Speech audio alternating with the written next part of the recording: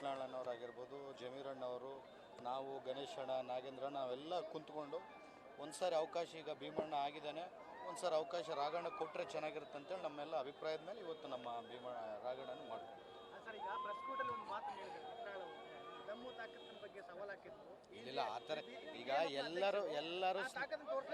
ಎಲ್ಲರೂ ಸ್ನೇಹಿತರೆ ನಾವು.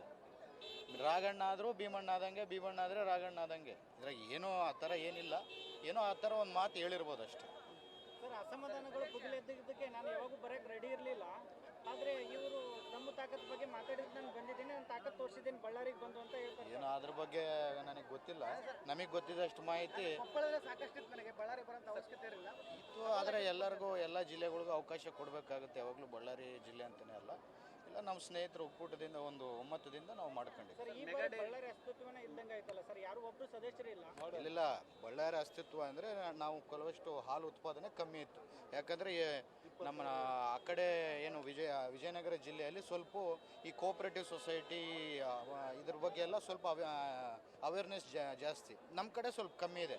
ಈಗ ಗಣೇಶಣ್ಣವರು, ನಾವು ನಾಗೇಂದ್ರನವ್ರು ಕುಂತ್ಕೊಂಡು ಅದನ್ನು ಜಾಸ್ತಿ ಯಾವ ಥರ ಮಾಡಬೇಕು. ಉದ್ದೇಶಪೂರ್ವಕವಾಗಿ ಆ ರೀತಿ ಮಾಡಿದ್ದಾರೆ ಹಿಂದಿನ ಅಧ್ಯಕ್ಷರು ಅಂತ ಆರೋಪ ಇದೆ ಸರ್. ಇಲ್ಲ, ಉದ್ದೇಶಪೂರ್ವಕಲ್ಲ, ನಮ್ಮದು ಸ್ವಲ್ಪ ಹೆಚ್ಚು ಕಮ್ಮಿ ನೆಗ್ಲಿಜೆನ್ಸ್ ಏನಿಲ್ಲ. ನಾವು ನಾಗೇಂದ್ರಣ್ಣವರು, ಗಣೇಶಣ್ಣವರು, ರಾಜಣ್ಣನವರು ಎಲ್ಲ ಹೋರಾಟ ಮಾಡಿದ್ವಿ. ಕೋರ್ಟ್ ಡಿಸಿಷನ್ ಆಯಿತು. ಕೋರ್ಟ್ ಡಿಸಿಷನ್ ಆದಮೇಲೆ ಏನು ಮಾತಾಡೋಕ್ಕಾಗಲ್ಲ. ಈಗ ಹೊಸ ಅಧ್ಯಕ್ಷರಾಗಿದ್ದಾರೆ ರಾಜಣ್ಣವ್ರ ಹತ್ರ ಕೂಡ ಮೊನ್ನೆ ಮಾತಾಡಿ, ನಮ್ಮ ಜಿಲ್ಲೆಗೆ ಅನ್ಯಾಯ ಆಗಿದೆನೋ ಈ ಥರ ಅಂದರೆ ಖಂಡಿತವಾಗ್ಲಿ ನಾನು ನ್ಯಾಯ ಮಾಡಿಕೊಡ್ತೀನಿ ಅಂತೇಳಿ ಗಣೇಶನಿಗೆ, ನನಗೆ, ನಾಗೇಂದ್ರಣ್ಣವ್ರಿಗೆ ಅವ್ರು ಮಾತು ಕೊಟ್ಟಿದ್ದಾರೆ. ಉತ್ಪಾದನೆ ಹೆಚ್ಚಳಕ್ಕೆ ತಾವು ಅಧ್ಯಕ್ಷರ ಏನಾದ್ರು ಇಲ್ಲ, ನಾವು ಈಗ ನಿರಂತರವಾಗಿ ಈಗ ಹೆಂಗೆ ಇಷ್ಟೊಂದು ತಾಲೂಕ್ಸಲ್ಲಿ ಅವ್ರು ಮಾಡ್ತಾರೋ ಕೋಆಪರೇಟಿವ್ ಸಿಸ್ಟಮ್ನ ನಮ್ಮ ಬಳ್ಳಾರಿ ಜಿಲ್ಲೆಯಲ್ಲಿ ಕೂಡ ನಾವು ಅಷ್ಟೇ ಬಲಿಷ್ಠವಾಗಿ ಮಾಡ್ಬೇಕಂತೇಳಿ ನಾವೆಲ್ಲ ತೀರ್ಮಾನ ಮಾಡಿದ್ವಿ.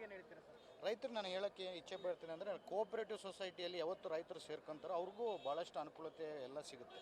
ಕೋಆಪರೇಟಿವ್ ಬ್ಯಾಂಕ್ಸ್ ಇರುತ್ತೆ, ಈ ಥರ KMF ಇಂಥ ಸಂಘ ಸಮಸ್ಯೆಗಳ್ದಾಗ ಅವ್ರು ಸೇರ್ಕೊಂಡ್ರೆ ಅವ್ರ ಬಳ ಇನ್ನಷ್ಟು, ಅವ್ರಿಗೊಂದು 10% ಬಲ ಇದ್ದರೆ ಇನ್ನು 90% ಬಲ ಈ ಕೋಆಪರೇಟಿವ್ ಸೊಸೈಟಿಯಿಂದ ಬರುತ್ತೆ.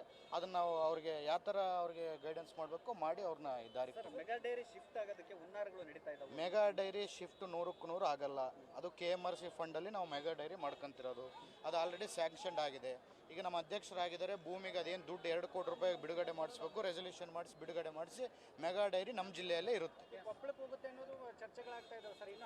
ಎಲ್ಲಿ KMRC ಫಂಡ್ನ ಎಲ್ಲಿಗೂ ತೊಗೊಂಡು ಹೋಗೋಕ್ಕಾಗಲ್ಲ. ಸುಪ್ರೀಂ ಕೋರ್ಟ್ ಗೈಡ್ಲೈನ್ಸ್ ಪ್ರಕಾರ ಜನ ಊಹಾಪೋಹ ಏನಂತಾರೆ ಅಂದರೆ, ಅಧ್ಯಕ್ಷರು ಆ ಕಡೆ ಆದರೂ ಮೆಗಾ ಡೈರಿ ಅಲ್ಲಿಗೆ ಹೋಗುತ್ತೆ, ಇನ್ನೊಂದು ಕಡೆ ಹೋಗುತ್ತೆ, ಎಲ್ಲಿಗೆ ಹೋಗೋಕ್ಕೆ ಸಾಧ್ಯ ಇಲ್ಲ.